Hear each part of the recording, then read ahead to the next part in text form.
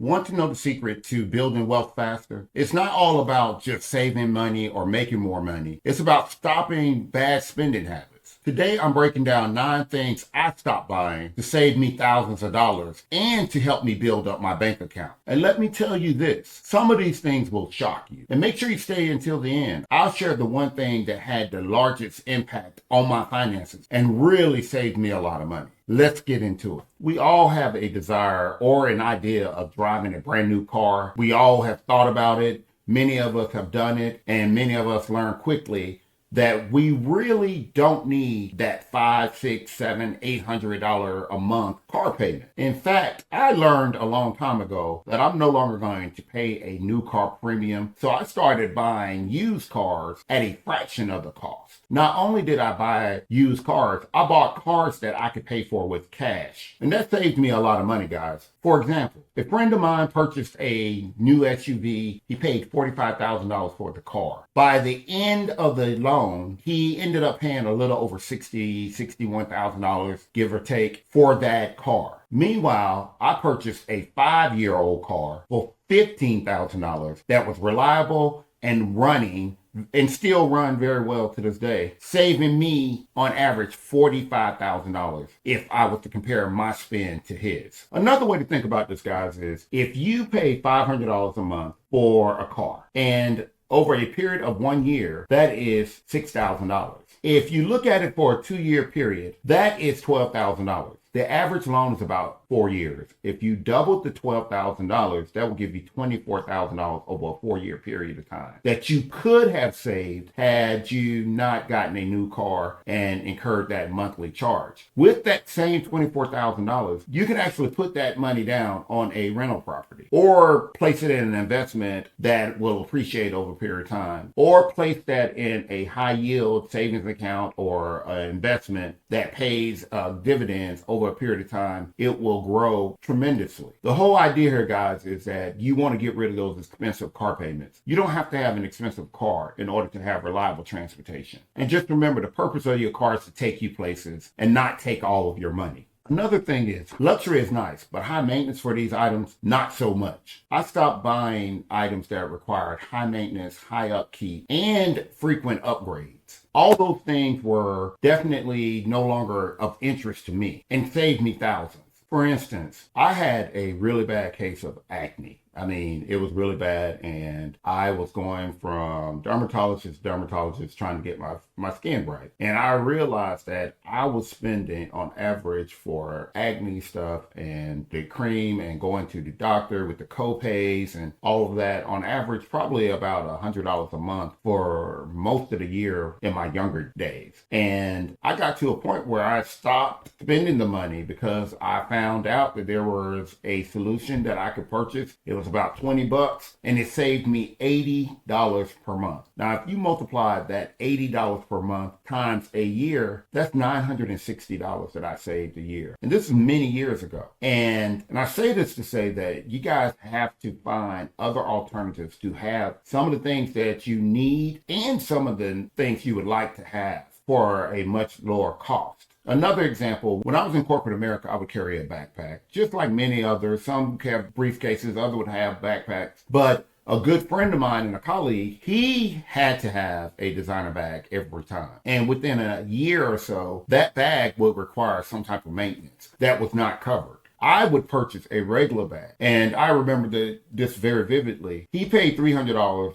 for a bag. Within a week of him getting that bag, I purchased a bag and I paid $160 for my bag. Within a year, he needed repairs for his bag and he had to cover that out of pocket. My bag lasted me literally a little over 5 years before I had to replace it. It's all about reducing the amount that you spend on the initial item, but also not having to pay outlandish amounts of money for maintenance of those items. And just remember, you want to make sure that you save your money so you can do other things with it, like building your wealth. I personally was just spending way too much money eating out. I was ordering takeout 2 to 3 times a week, sometimes 4 or 5 times a week. I mean, it got to a point where it was just too much. It was costing too much as well. It didn't dawn on me how much I was spending until I took a look at my statement. And I noticed that in 1 month, I had spent easily $250 to $300 just on eating out alone. And I know I'm not the only one that's guilty of this. Many people, especially in the United States, eat out a lot.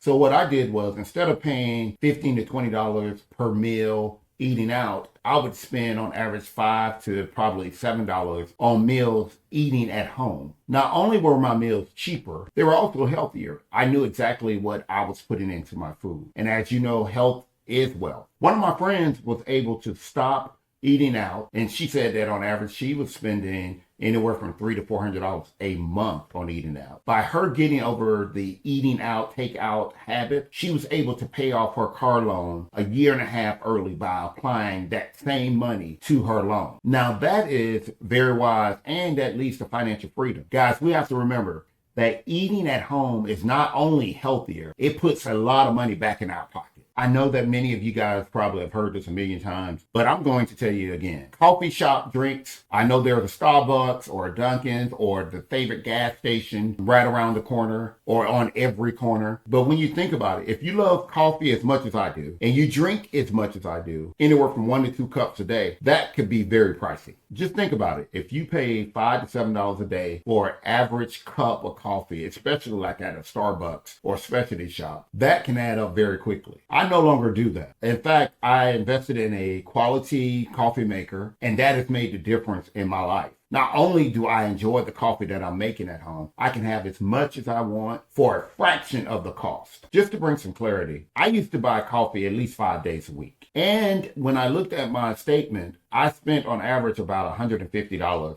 a month in coffee. And when I say coffee, I'm meaning anything at the coffee shop. It could have been coffee, or it could have been a refresher, or it could have been a pop of some sort. It's just a combination. But on average, when you add it up, I was spending about $150 a month. Now, if you look at that over a period of a year, that's about $1,800 a year on coffee and such. Now I make coffee at home, and for the entire year, I spend less than $100. That is a huge savings of about $1,700. And I did the math, and I thought about this. If I took that exact same amount, $1,800, and I put it into my retirement plan over a period of 20 to 30 years, by the time I reached retirement, I could have easily well over 70, 80, even $100,000 in my account. Guys, we're drinking our retirement away. And just remember, guys, small daily purchases can really drain your wealth. You know, having the latest technology and the latest gadgets was my thing. I had to have the latest phone. I had to have the latest watch. I had to have the latest iPad, the latest Chromebook.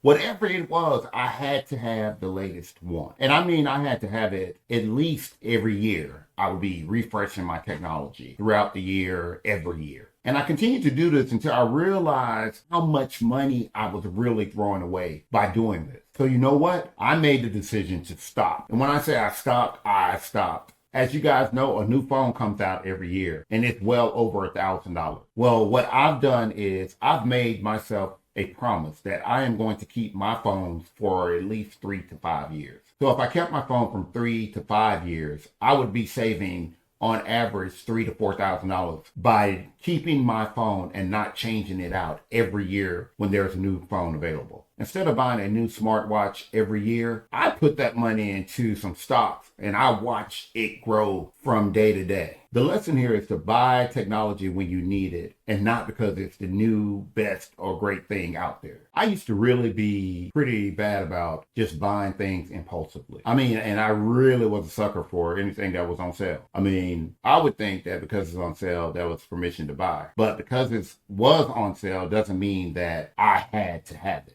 or I needed it. So now I ask myself beforehand, do I really need this item? And if it's not a necessity, then I don't purchase it. Now, I can tell you that everything I do is not all about investment and savings. I took the money that I was spending on impulsive buying and put it in a vacation fund. And I've been able to use that money every year to finance a very nice vacation for some rest and relaxation. And we all really need rest and relaxation more than we need our 18th pair of shoes or our 5th pair of black jeans. I have a good friend that was an excessive shopper. She would spend money on Not only small items, but big items. And she had so much of everything, she really didn't need anything. And after I had my epiphany about my spending, I shared it with her and talked to her about it. And she was able, over a period of time, to make some behavior changes and start saving her money. By stopping her excessive spending, she was able to put down the money required for her home. So, I mean, guys, you can do it. And not to mention, you would be amazed how much you're spending for things that you really don't need. I stopped, and you can stop too. And remember, mindless shopping equals wasteful spending. We all need entertainment and we all need the ability to exhale at times. But when you think about Netflix, Hulu, Disney Plus, and even the gym, these are things that most often you probably don't use. But it all adds up very quickly. I cut back to only what I use. So if it's something that I have used within the last 6 months, I kept it. And if I hadn't used it in 6 months, I got rid of it. And you could come up with your own number or time frame. But if you have a subscription of some sort and you have not been using it, that is definitely a huge waste of money, guys. For instance, I had 5 different subscriptions, 5 different streaming services, but I was only using one. By reducing and canceling the others, I saved at least $75 to $100 per month. Another way I saved was, instead of paying that $39 a month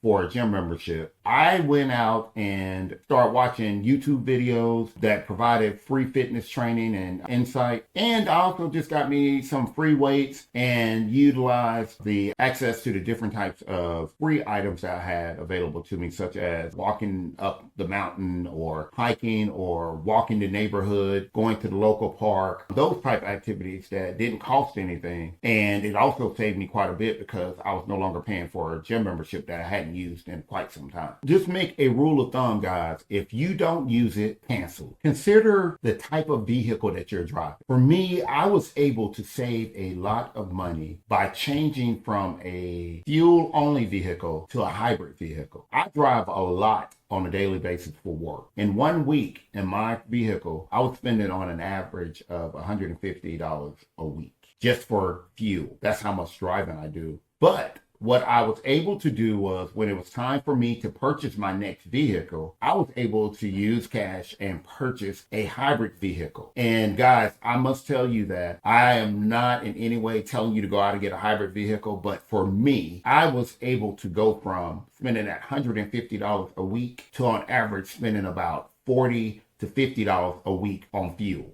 That is huge for me. I have gone from spending on average $600 a month to about $200 a month on fuel, given the amount of travel I have to do in my car for work. That is huge. I say that to say that if you are like me and you drive a lot and you spend a lot of money in fuel, you may want to look at either a hybrid vehicle or an electric vehicle. It has saved me tremendously, and I'm sure that it possibly will save you quite a bit as well. And last but not least, I had to take a look at my housing situation. As a homeowner, I had to make a decision. Am I being wasteful in that I have this huge house and it's just me? My kids are grown, so it's just me. And I didn't want to be wasteful, so I personally downsized. I downsized. I got a nice home for a fraction of the cost. I was able to take the money from the sale of my home and actually put it in investments that will pay me over the next couple of years. That was a huge opportunity, not only to provide a home that for a family that would take great care of it and appreciate all the space that I had, but it also provided me with funds that I could use to fund my investments. So it was a win-win, and that alone was huge for me in terms of the amount of money I'm saving. Even on my mortgage, I was able to get a newer home, and the mortgage is not that much more than what I was already paying for that much larger home. This was the one decision that I think I made that has impacted my life the most and have given me the most financial gain. And even if you're not a homeowner, but you're living in an apartment or you're living in a roommating situation, if you know that you can possibly save money by downsizing or changing your location or the type of apartment you have, it is probably in your best interest to think about it, because again, all the money that you save can be used to fund your investment. So there you guys have it. All the ways that I have stopped spending money for the sake of saving quite a bit to fund my investments. What are some of the activities that you believe you can stop and start saving quite a bit of money? Wealth is not always about earning. It's about keeping and growing what you've earned. Let me know what things you're going to stop in the comments below. Please like, share, and subscribe. Until next time.